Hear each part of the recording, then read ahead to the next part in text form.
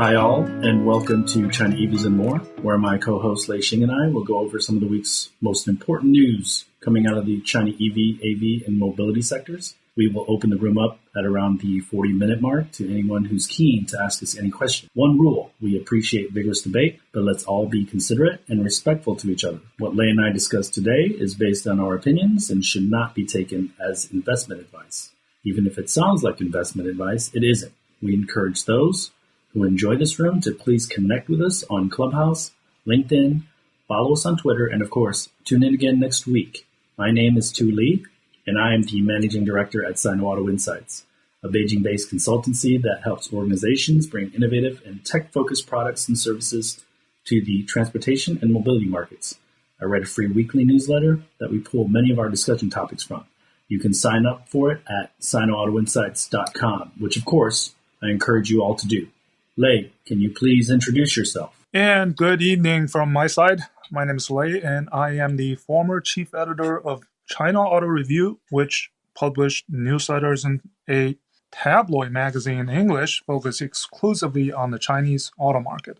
I've spent most of the last 20 years on the ground in China covering the industry. I'm now in the U.S. as an independent analyst, consultant, still trying to keep tabs on the rapidly evolving market. This week, Volkswagen gets a reality check because their ID sales are not good in China. And Audi wants to be an all-electric brand by 2033 with a big asterisk, not in China. And we will invite Will up in a few minutes. You guys had a exclusive ride in one of the, Baidu Apollo robotaxis in Beijing earlier this week. So maybe let's talk about Volkswagen and Audi a little bit first, because Tu, I know you like to press the panic button.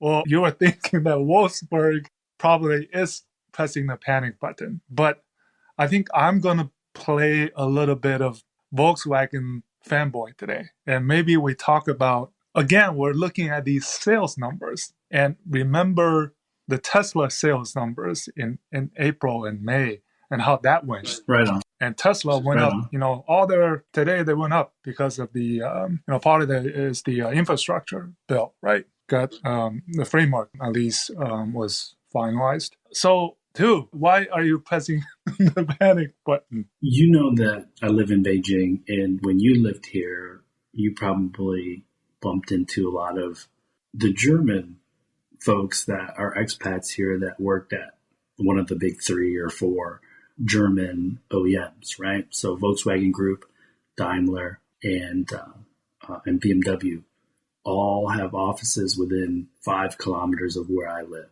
So tripping over a German that works at one of these companies is pretty common. Actually, quite a few of them are my friends, and we hang out, drink beers. But, if it's not too offensive to make a blanket statement, I think they all collectively feel that the brands that they work at, whether it's Daimler, BMW, or Volkswagen Group, and Volkswagen Group within Volkswagen Group, there's going to be 8 brands, and Audi and VW brand are 2 of them. So I get this attitude that 3 years ago, the attitude was we should just buy Tesla and be done with it. And so I kind of, being the protagonist that I am, we would have debates about how culturally they're different, how Tesla would actually be buying them, not the other way around. And so I don't want to say it's an I told you so, but I just don't believe, or didn't believe, I think they are starting to now, but 2 years ago, 3 years ago, I think they just thought they were going to pivot and be fine. And, technology is not that difficult and software is not that difficult, but then reality sets into your point, right? And you're right. I'm really just trying to emphasize a point. And it's as much about how the market has changed in China, where digital natives are their target market, specifically for the Volkswagen brand. And it's not going to be easy to sell 3.65 million cars when the competition is as savvy and even faster moving than you are. Okay. The brand on the front of the grill matters even less to the foreign brand. Let's say that the foreign brand matters less to these digital natives than they did their older fellow Chinese citizens and consumers. And, the ID4, let's break down the ID4.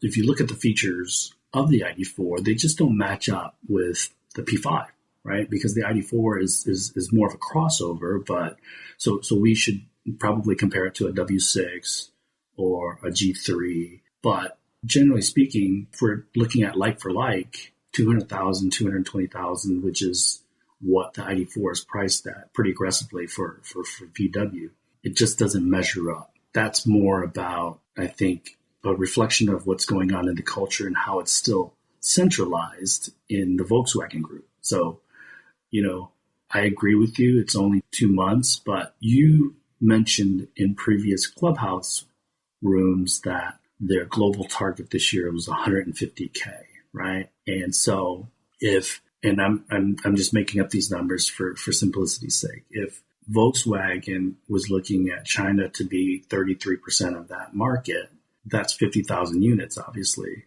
And so they're at, less than 10,000 over 2.5 months. And we both agree that July and August are lulls in the sales cycle for vehicles. We know that there's going to be this huge spike in sales starting in September, likely. So if they have 4 months to get to that 50,000 target, we're looking at 12,000 units a month between September and December. So I think it's going to be pretty challenging for them to hit that 50,000 unit target. What do you think? Yeah, I agree with you. You sort of hinted that this is not a Volkswagen problem. It's a foreign brand problem. And what I'm saying is when it comes to these smart EVs, smart, connected autonomous EVs, it's the Chinese brands that are setting the benchmark and expectations rather than the foreign brands during the ICE days, right? So the Chinese brands are trying to catch up in the ICE space. But now it's the foreign brands catching up in the smart EV race. So I think for Volkswagen, the minute that the Dieselgate broke out 6 years ago, so almost 6 years ago, they sort of started, that pivot or the change, right? So this MEB platform, all these IDs, it's been 6 years in the making. And, for Volkswagen brand in China, they sell I think in the first quarter, they sold just slightly under 750,000. So 750,000 units. And I'm sure that's a massive number. That's a massive number. Yeah, I'm sure in the second quarter it'll be more than that. And we just saw the launch of the Telegon, right? Their largest SUV, exclusive in China. And I tweeted that This will sell more than 94. And it's priced at the 300,000 to 400,000 range. Yeah, they priced them aggressively for sure. And when you talked about the price point, right? The ID4 starts at just under 200,000 RMB and goes up toward, I guess, 250, 260. And the ID6, interesting, which was launched earlier this week, had a starting price of just under 240,000. So I think in that price range, what the consumer expect and for what you get, I don't think Volkswagen is there yet. And another problem Volkswagen faces is this is a double-edged sword. They have 2,000 dealers in China. So you would imagine, hey, it's easy. But in order to differentiate the ID series, they have, this agency model where they pick out of these 2,000 dealers, designated dealerships where they want to have this price transparency. So this is the double-edged sword where you need to balance the traditional dealers and the new way of, the touch point, right? You order through a program and then the dealer take care of the delivery, and the price remains transparent.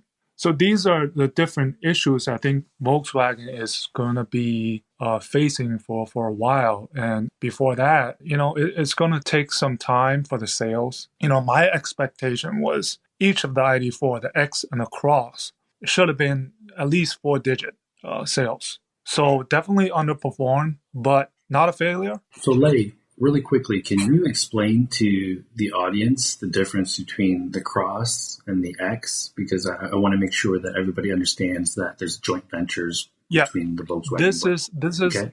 this is also another strategy that Volkswagen has been employing for decades, that using kind of a dual model. So, for example, the Magotan from the FAW Volkswagen joint venture North is the same as the Passat from the SAIC Volkswagen. And the Telegon large SUV is the sister model to the Terramont.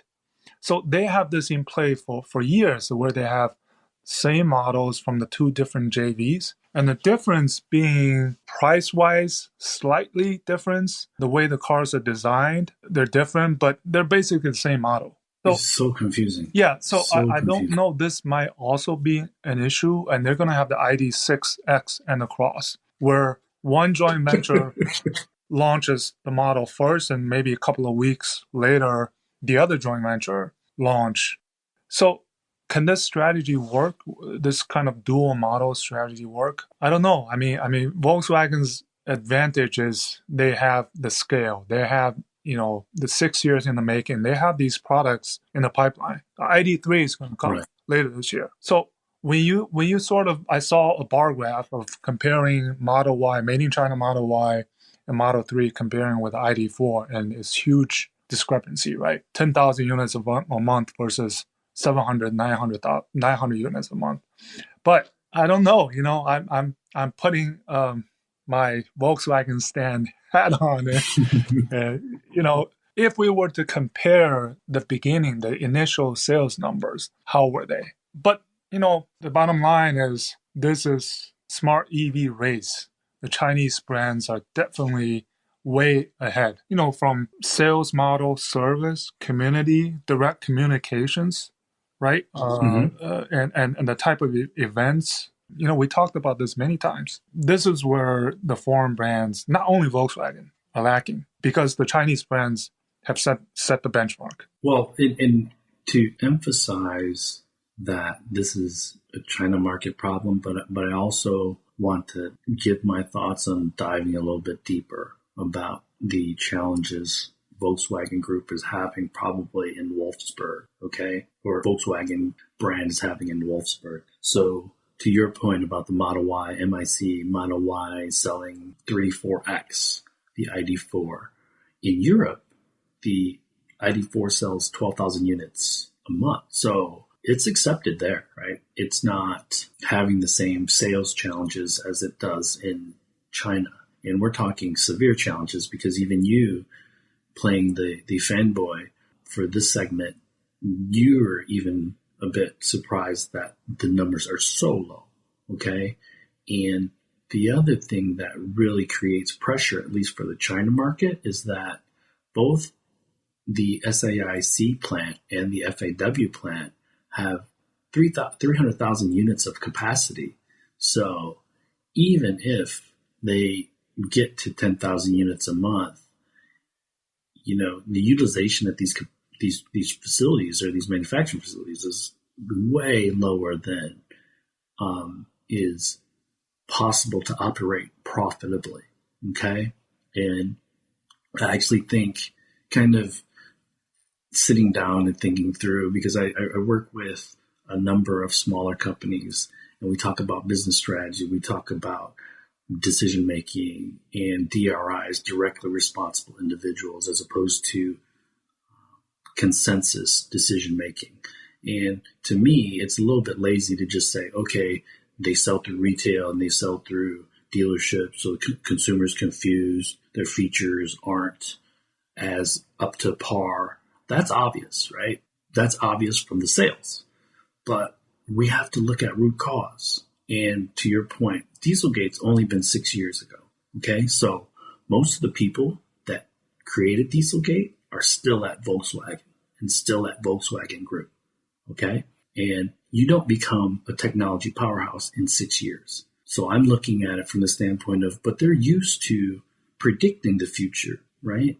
In an ICE world, you create a product plan or a strategic plan 5 years, 10 years out.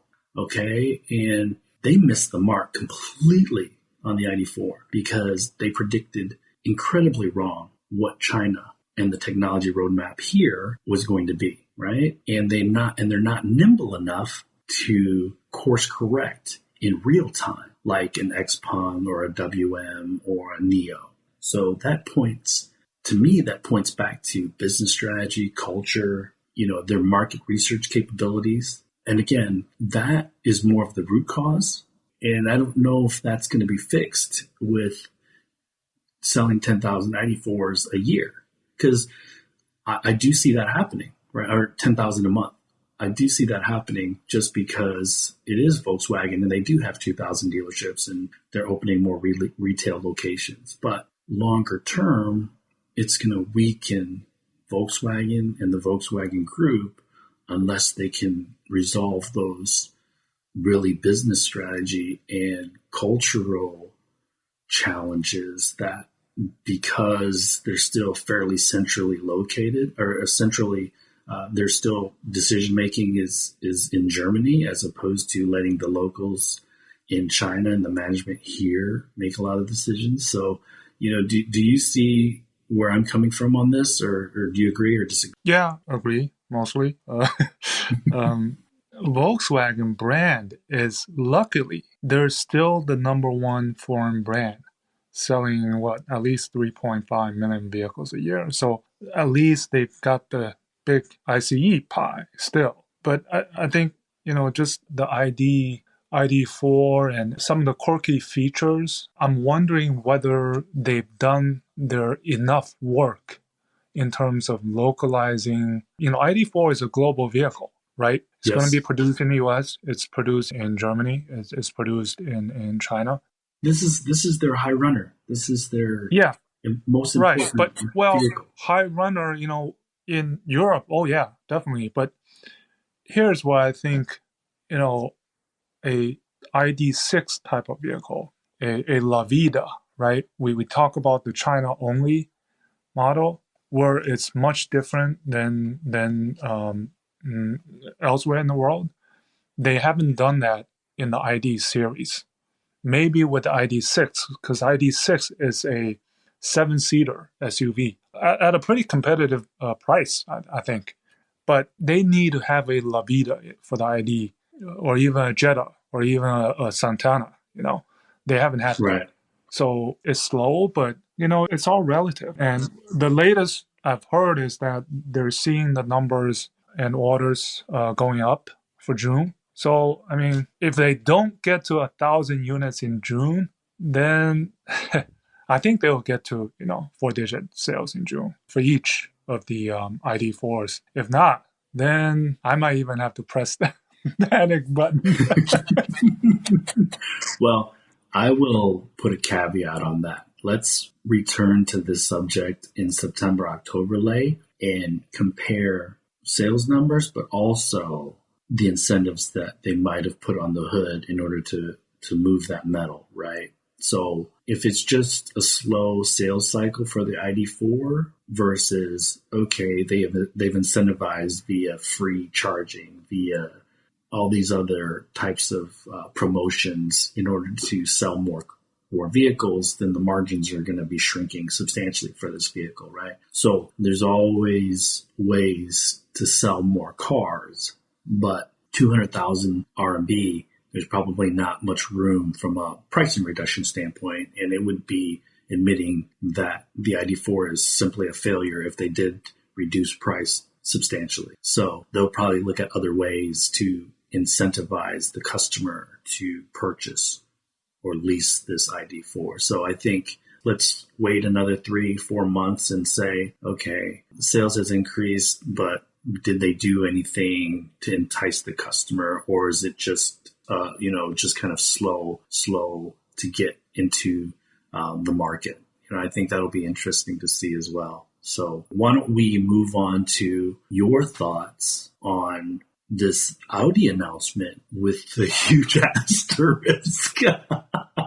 Yeah, for the Audi announcement, I wouldn't read too much into it, because one thing that people might not know is that back in 2000, I think it was 2019, so 2 years ago, at the World New Energy Vehicle Conference held in Boao in Hainan province. Herbert Diess was there, representing Volkswagen. So at that conference, there was a consensus reached among, the participants that NEVs will account for half of global auto sales by 2035. And that was reiterated at the same conference last year.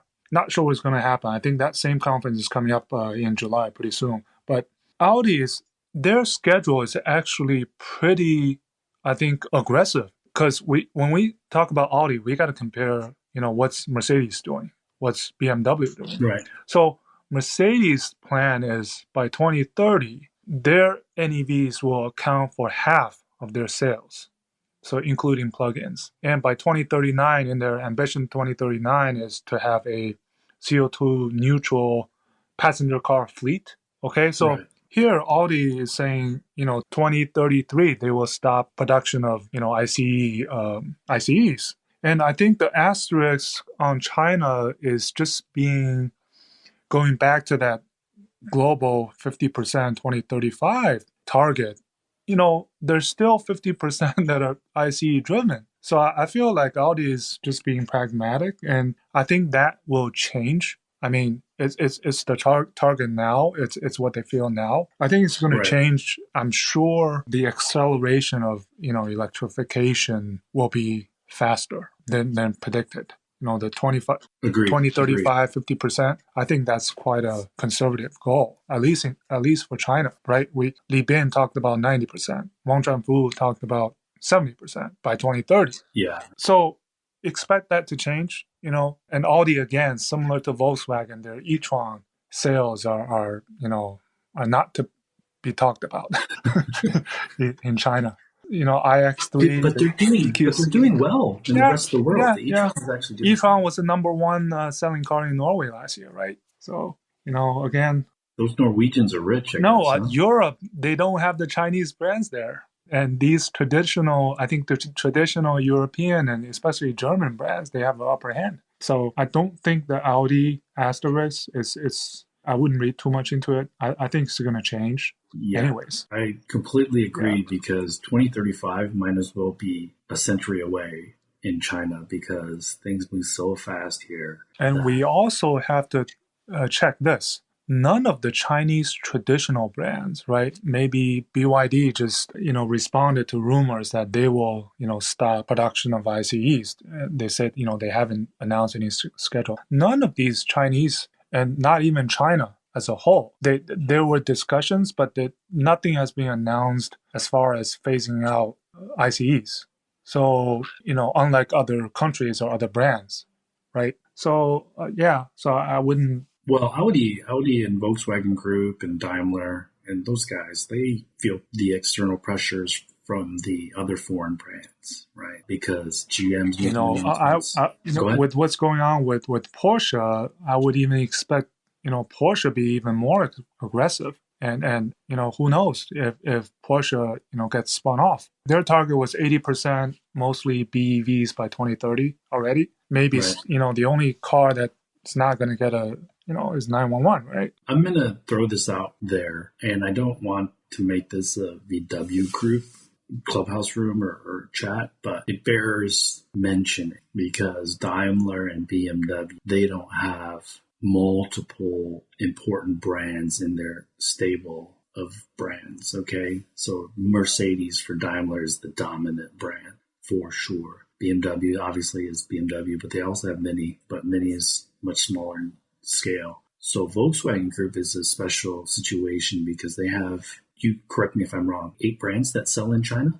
So Audi, although you think that they are able to make decisions on their own, it's still a group decision ultimately. And Porsche and Audi do drive a lot of that because of their profitability for the Volkswagen Group or those brands' profitability and importance to the group. But Volkswagen brand also drives the volume and most of the profitability as well. So, or a good portion of the profitability as well. So the decision making at the Volkswagen Group at Audi and Porsche is a little more convoluted I believe, from a business strategy standpoint. And so that's one thing we have to take into consideration when we're talking about any of the Volkswagen Group brands or the Volkswagen Group in general versus the other Germans. The second thing is with the move to EVs or NEVs in China, does it still make sense for Volkswagen Group to have 8 brands here? I think this is a terrific time for them to take a step back and say, okay, our footprint is changing. Should our strategy change? The market in China is definitely changing. It's very dynamic. So does it still make sense? Because they're in certain instances, especially with the JVs, they compete against each other in the market, right? Yeah, and as just only 2 years ago, they were still thinking of introducing the Seat brand, and now Skoda is doing very poorly because I think partly because of the Jetta brand. So I think Volkswagen, Audi, Porsche, and aside from the super luxury brands, the Bentleys and the Lamborghini are going to be the 3 core Volkswagen Group brands right in China. Also, when it comes to electrification. Mm-hmm. Yeah, so they do, like what I said at the beginning, when it comes to the smart EV race, this is where they are catching up and not in the lead. And I think it's worth also repeating that I think you and I agree that around the 200 mass market smart EV price point, it's going to be extremely, extremely competitive because the Chinese EV brands are all bunching up at around the 200 to 350,000 RMB price point. There's a handful, including Neo, Li Auto, and like Hi-Fi that are a bit higher up on the premium luxury segment, but the bulk of them are going to be between 200 and 350, where Volkswagen brand has significant presence. So what do you want to talk about next?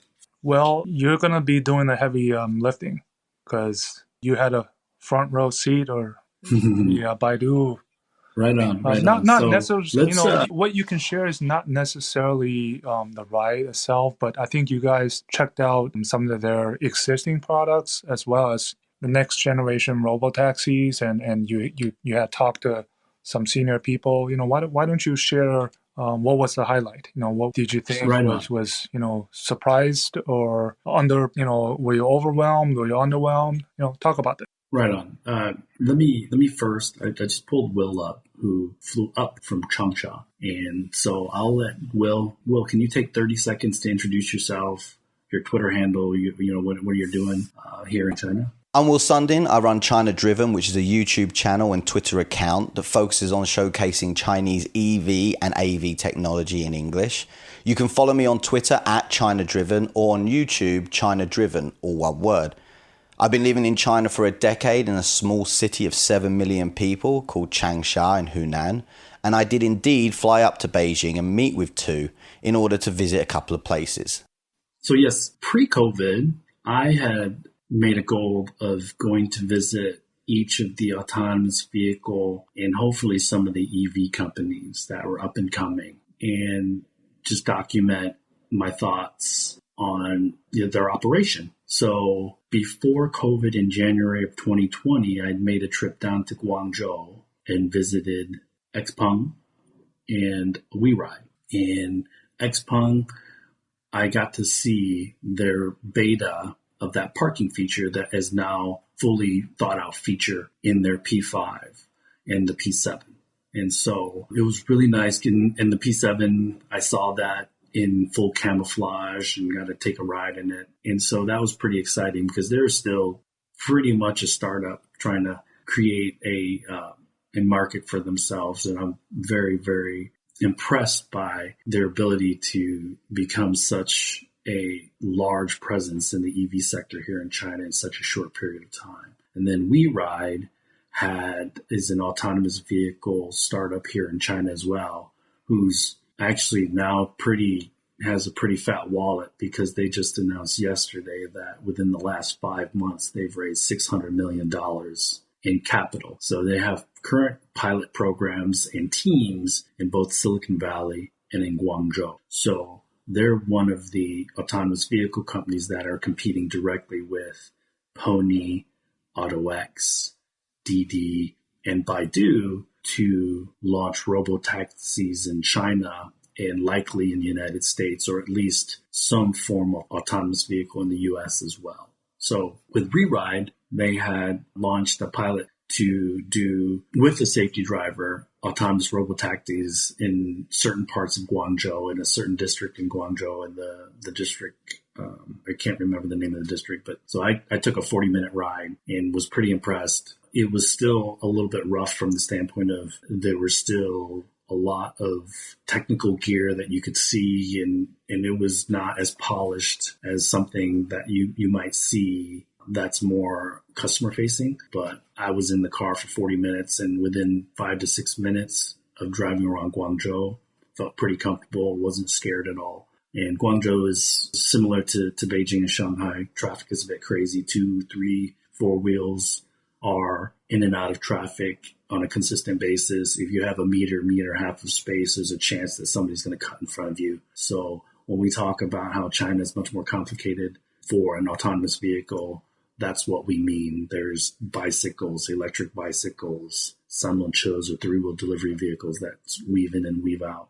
And the WeRide actually also took on an off-ramps into city out to the highway. So I was really impressed with what WeRide was able to do in that 40-minute ride. And so, of course, COVID happened. And so I was not able to make the other visits, although this summer I would like to make those visits eventually to AutoX, to Pony, and to hopefully DD Xpeng again, WM potentially. And I visited WM in October, I think, of 2019 to visit their plant in Wenzhou. But that was more or less just to try out the car. Now that they have the W6 with the Apollo features, I'd love to go back to Wenzhou and take a ride and talk to those guys again. So with respect to Baidu, I have to say thank you to Meng and Liang Wang. Liang Wang is the chief architect of the Apollo platform. And amazing. He spent a couple hours with us and was super patient answering all of our questions because Will and I were in the back seat and we had taken a ride in their Gen 4. And Will, you please correct me if I'm wrong. Their Gen 4 Lincoln and also their Vision Only Lincoln, which they have not officially launched yet. Gen 3. Gen 3. We did not get a chance, and this was kind of the irony of it, because the initial reason I wanted to visit them was because they launched a no safety driver pilot in Shogun Park, which is in West Beijing. But unfortunately, foreigners can't get rides or hail rides on that service. And so I reached out to Baidu or Apollo had reached out to me and invited me down. And I was like, great. So Yizhuang is south of Beijing city center.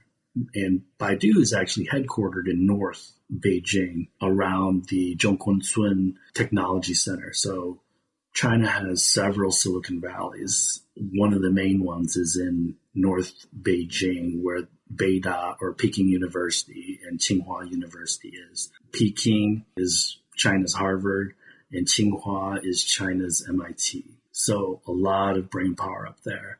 Hence, it makes a ton of sense for Baidu to be up there. But the depot where they park, maintain a lot of their robotaxis, and they do a lot of testing, was down in Yizhuang. So we got down there around 10 o'clock. And, just like China, Meng had told us, what's your license plate number? I'll make sure that they know you're coming. I drove down there myself, and it took, 40 minutes. And we just drove right in, right, Will? And then we just drove to the parking lot, and we see a bunch of these robotaxis, and we're like, oh, man, this is cool. And then there's every 30 seconds to a minute, there's one robotaxi, an engineer in the robotaxi looking at us like, okay, who are these guys taking pictures of these cars? So I thought that was pretty funny. But then, we got a tour of the depot, and it's essentially a small, it was like a small air hangar, a large enclosed building. And there were a number of vehicles, Gen 2, Gen 3, Gen 4. And just the week before, they had announced the ArcFox partnership at that location. And so they had this stage where they had all the gens parked together as kind of their profile of the history of the Apollo program. So for those that don't know, Apollo program started in 2013. And Lei, I'm going to ask for your help on this because I don't know the intricate details. So if I'm missing anything, please fill me in or fill them in. Yeah, the Apollo it started in 2013. was Go officially ahead. announced in 2017, but they've been doing autonomous research since 8 years ago. That's correct. And so originally it was a program where they were just going to provide the software and work with the manufacturers on some of the hardware to consult on the hardware software stack. And then they changed it up and threw a monkey wrench in everything and offered it for free to their partners. And they quickly signed up over 90 partners, OEMs, tier ones. And then it went dark and quiet for a little bit. And only recently they've come out of the gates with a vengeance because they've announced 2 or 3 major partnerships over the last 3 or 4 months. And I think it's a defensive play because of Huawei, DJI, some of these other technology companies have also recently announced forays into the autonomous vehicle space or the smart EV space. And so Apollo has several different business models. And this is where I'm going to be quite frank. One of the areas that I've spoken to a few of the people there is really simplifying their message so people understand the differences between their, all the different products and services that they have. And this is not unlike a large corporate where Baidu is not normally advertising and outreach or very big on outreach to media, but the Apollo program and platform really needs to do that in order to create awareness, to reach out to partners and customers. And so I think they're doing great. They just launched a video on YouTube last week. I don't know if you saw that, Lei, but they launched a YouTube video and it was perfect because they didn't mean to pilot the video in the rain, but the employee was recorded during the rain using the robotaxi service. And so I think it was pretty good example of how far along the autonomous vehicle pilot is for Baidu or Apollo. And we also have to remember, Xpeng had done the Guangzhou to Beijing pilot with, I think, 7 or 8 P7s. And that was pretty impressive. Once every 1,000 kilometers or something like that, or when they had an interaction or the safety driver needed to interact with the autonomous system. But we have to remember, to Lei's point, they've been doing this since 2030. So they have by far the most data from that standpoint. Didi is going to be close second because Didi collects the driving data from their drivers. And Xpeng and all these other guys can say they have the smartest or the most robust or the most intelligent driving features or autonomous driving features. But, a big factor in that is going to be the data. Okay. And so just to give you a 30-second overview, they had this huge calibration room. It was amazing. It was essentially a large garage that had white walls all over it and QR codes all over the walls. And they would calibrate each robotaxi. What used to take in 2013, 2014, 2015, 2 days worth of calibration, you could pull the vehicle in and all the sensors would scan these QR codes and calibrate that way. And it turned a 1 day, and I'm sure everybody is doing it now, but it took a 1 day process and turned it into a 5-minute process. So those are kind of the amazing things. And yeah, so I will also say that the first ride we took was with the vision only, and there was a few calibrations that were incorrect, or there was a problem with the software on the first vehicle. And so there was a couple of issues when we were driving, but we did get into another one later in the afternoon that drove much more smoothly. In between that, we got into a level 4 autonomous, and the safety driver didn't interact at all. But the level 4 included LiDAR. And so when we say vision only, there's only cameras that are driving this. And so the difference between the level 4 and the vision only was, from a rider standpoint, wasn't very significant. I can't describe that. I didn't feel any difference. Let's just say that. But it was a pretty nice day in Beijing, very sunny. So is there going to be a major difference when weather comes into play, when the darkness comes into play? I'm sure there is, right? And Will, if you've kind of fixed your mic, maybe you can chime in. Okay, so yeah, I mean, the vision only and the LiDAR equipped robotaxis, I think the best thing you can say is there wasn't really that much difference from the back seat, right? Which was kind of impressive by itself. And that vision only, they're calling it a Apollo Light, right? And it's basically going to be the basis of a ADAS system for OEM smart EVs. It's using high density mapping and it's geofenced the same as the LiDAR robotaxis as well, right? But they claim that it's going to be operating at level 4. Well, from what I heard, it looks like you guys rode on first it's a Gen 3 based on the Lincoln MKZ, the sedan, right? That are often used by autonomous vehicle companies. And I think these are the vehicles that are actually doing the testing after Baidu became the first to receive the local Beijing testing license or permit, where, Yizhuang is actually the location for testing for all the companies that have received the permits. So these are the vehicles that have been racking up mileage. And I think Baidu mentioned, 12 million? I don't know that. 12 million kilometers. Yeah, it's a huge number.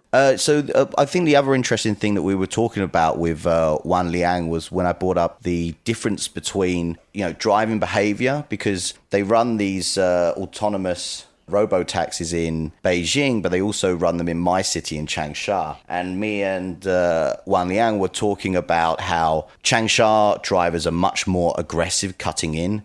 And in the beginning, when they launched the robo-taxis in Changsha, it was actually something that they struggled with. So I need to go down, I need to take one in Changsha and kind of compare how it deals with, a more aggressive driving environment. And the other thing too, and well, I have it in my notes, but I don't have my notes right in front of me. I think they deploy a few hundred cars every day. They will still use Gen 3, Gen 4, and once ArcFox delivers the Gen 5, they're going to start using the Gen 5 because it collects more data. But Will had made a good point when we were talking, the dynamics of a ICE when you're dealing with an autonomous vehicle, because the gear shifts, it makes it a lot more challenging than an EV where the torque curve is very smooth, right? So Wang Liang actually, and I said Liang Wang because his first name is Liang, and Will's actually paying him the proper respect, saying his family name first. So if you're confused, we're saying the same person. And so that was a good point that I didn't think through, right? And I think most people, I won't say most, I'll say some people think that the AV and EV are ubiquitous, right? But you can be a smart EV without having ADAS features, right? And then you can be an ICE and still have autonomous features. So they're mutually exclusive, but it just makes more sense because one of the other things, Will, that was really apparent was the fan, right? Yeah. Because computer needed to be cooled. In an EV, you don't hear that fan because it doesn't need to be cooled because there's a huge battery already in the car, right? Yeah. So the fans are really quite intrusive in those Lincoln PEVs. But going back to that, the gearing issue is basically they've obviously programmed the car to accelerate at a certain velocity, not too fast, not too slow. But what happens is, whereas a human driver would probably just, go up another 100 RPM, so the automatic gearbox changes into a higher gear, it wasn't always doing that. So sometimes you were kind of screaming along at like 100 RPM below the change-up point, which was quite loud. But it's not something that, like you said, it's not something that matters in an EV, right? So there's not really a point to do a lot of programming to kind of make that better. I will highlight two scenarios that I thought was pretty interesting. One was the roundabout. There's a handful of roundabouts in Yizhuang that we took, and there was a bus that started beeping right when we turned into the first exit of the roundabout, and the autonomous vehicle, the robotaxi, kind of took one of the left lanes as opposed to staying in the right lane. And it slowed down, and there was no car in front of it. So I think it was kind of deciding, and the perception was making a decision at that point. And then, of course, we're in China, so the bus driver just slammed on the horn. You remember that, Will? And then the second time was when there was a cement truck. Was it a cement truck? Oh, you're talking about the truck. That was in the LiDAR one, was it? Was that in the LiDAR or was that the vision only? That was the LiDAR. I think that was the LiDAR. And so the cement truck was coming out of construction site and was blocking the intersection or the street. And so the vehicle stopped. And actually it knew to try to go around the cement truck, actually in the oncoming lane traffic. But of course, it was China, so there was another cement truck that was coming around that blocked that lane. And so the safety driver had to engage, put the car in reverse, and wait for those cement trucks to get out of the way. But I was pretty impressed that it knew to try to go around. What surprised me was that we saw on the screen that the system saw the second truck behind the first truck, but from a decision-making process, it didn't compute. And so it still tried to go around the first truck. So, I think that's to do with the fact that we were right behind that cement truck parked and that was blocking its view, and the other one was just slow because the car waited like a reasonable amount of time before it tried to maneuver around the truck in front of us. So I think it kind of lost sight of that truck that was passing in front of the truck in front of us, and then just assumed that it wasn't coming because it took so long for it to get around that corner, right? So I think that was kind of like I think if it had been a car driving at normal speed, it wouldn't have been a problem, right? I think it's just slow turning trucks. Yeah, to kind of put a bow on this, I'm pretty so the final thing is they had showed us, they demoed their, what's the acronym for the parking feature, Will? AVP.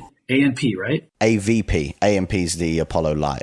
Yeah, and so similar to XPeng, although XPeng now claims that it can do this smart parking feature at a 1 kilometer distance. WM has a feature now with the W6, their newly launched EV SUV crossover, that also has a smart parking feature. And I think they said that it's limited to 100 meters. And they worked with WM on the app for that smart parking feature.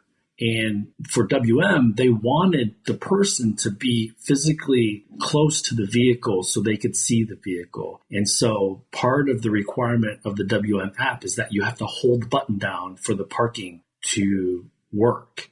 If you stop holding the button or you let go of the button, the feature disengages. So it's only 100 meters, right? Line of sight. Yeah. So that's the difference between the XPeng and the WM. But you can have it memorize 3 locations and it will, within 100 meters of you, while you're holding down the button, automatically park. Now, remember, if it has to memorize a location, a parking location, it's only really useful for your home, right? If you're in a parking structure and you have the same parking spot, it's great.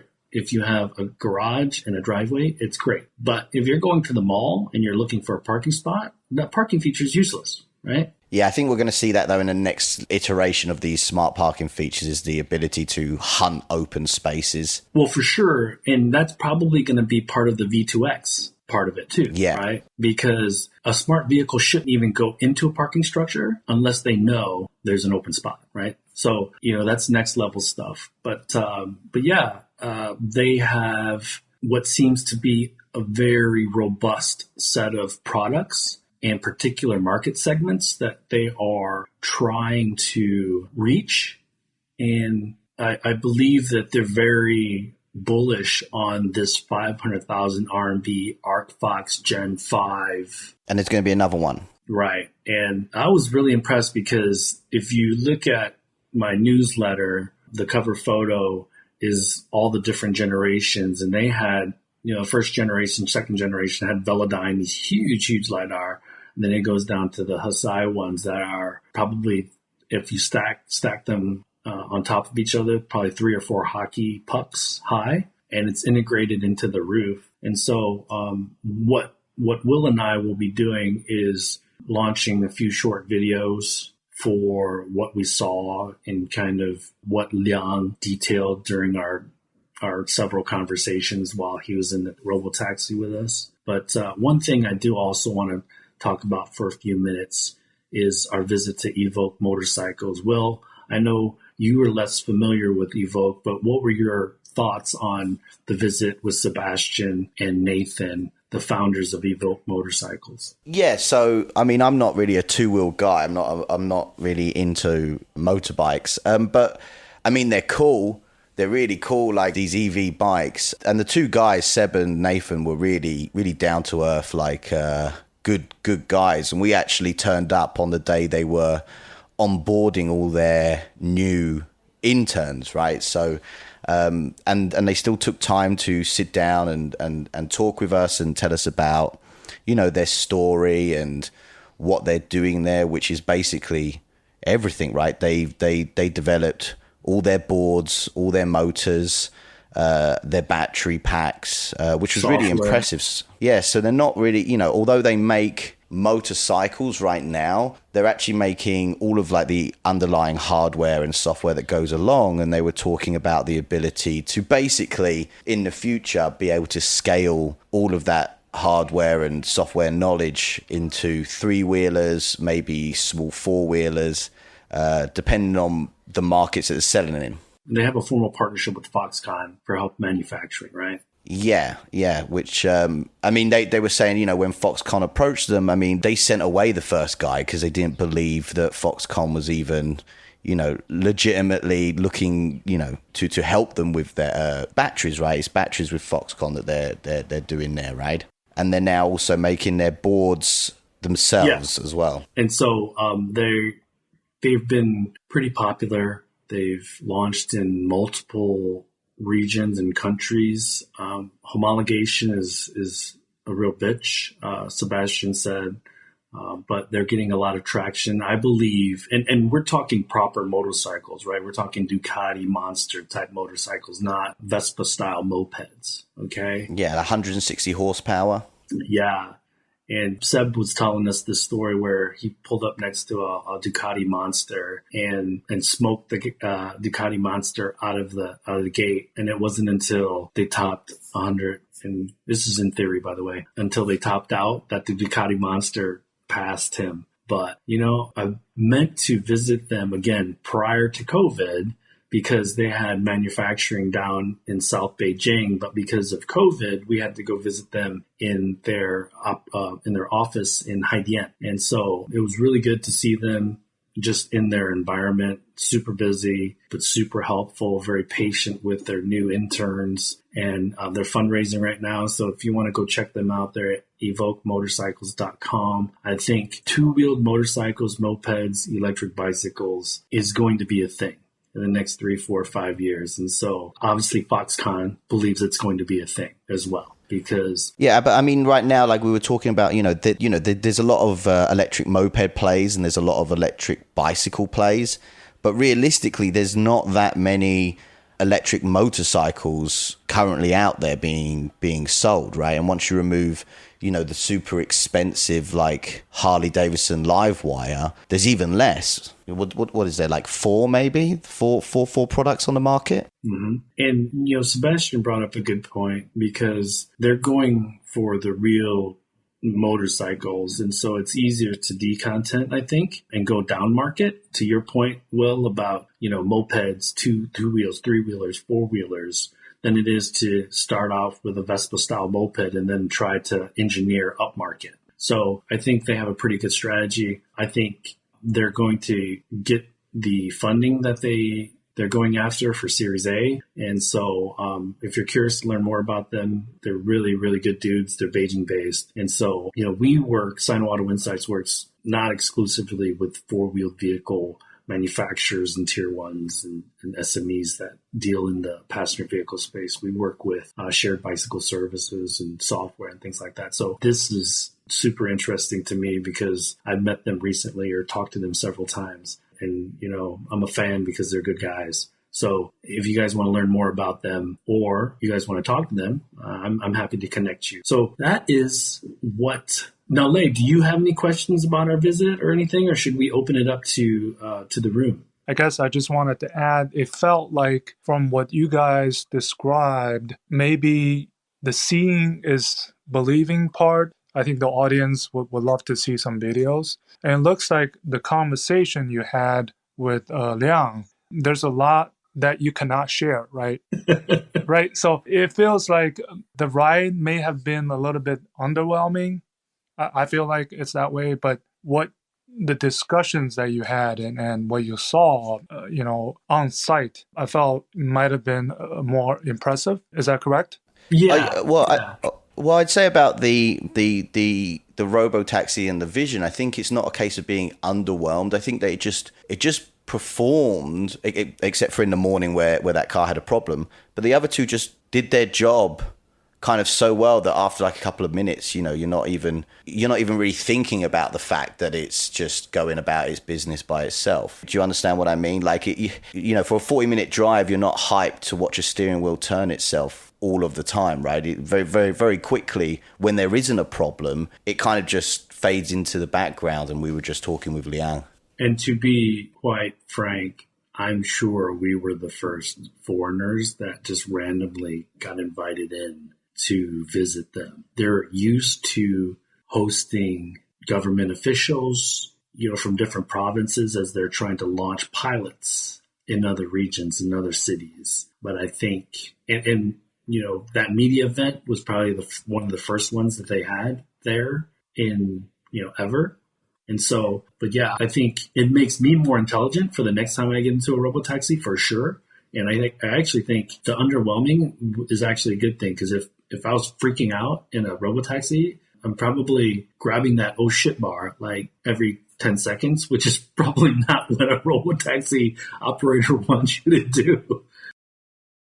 That brings us to the end of this week's show. Lei and I thank you for tuning in. My name is Tu Lee, and you can find me on Twitter at Sino Auto Insight. That's SinoAutoInsight. You can find Lei on Twitter at Leixing77. That's LEIXING77.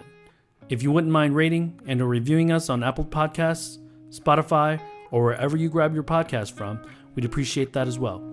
Even better, if you enjoy this show, please tell your friends about it. Please join us again next week as we track down all the latest news on China, EVs, and more.